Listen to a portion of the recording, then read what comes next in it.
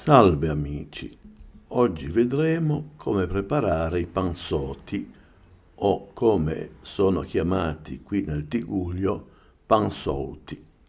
Trittate uno scalogno o una piccola cipolla e fatela imbiondire senza soffriggere in poco olio.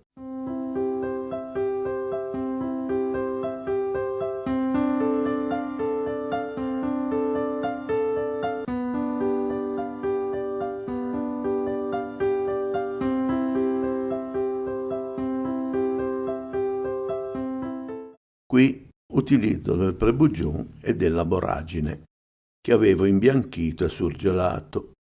Se utilizzate delle erbe fresche e non congelate come nel mio caso, fatele bollire pochi minuti in acqua salata, tuffatele in acqua fredda e strizzatele moltissimo.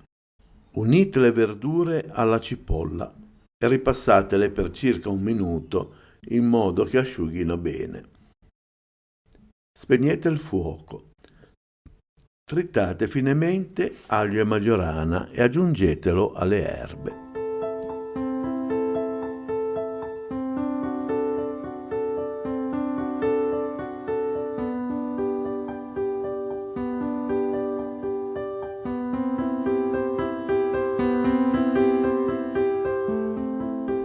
Passate tutto al tritacarne e incorporatevi della prescinseur e della ricotta e un po' di parmigiano grattugiato.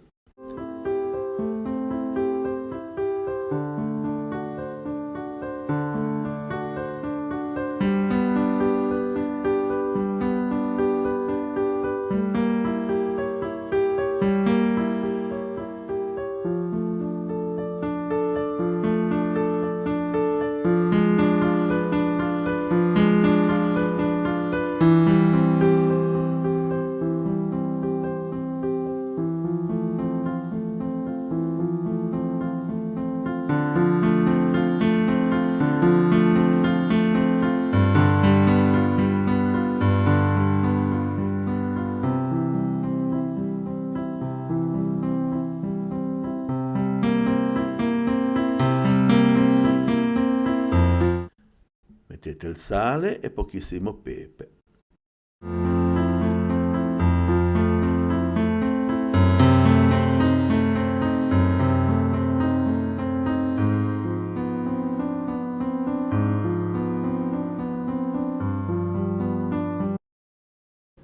Preparate una sfoglia senza uova e ricavate dei quadrati.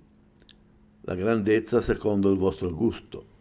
Di solito li preferisco piccoli, ma qui li farò grandi perché possiate vedere meglio il procedimento. Ponete un po' di ripieno al centro di ogni quadrato. Per chiuderli osservate il video. Il procedimento è simile a quello dei tortellini, ma senza rigirarli 2 volte.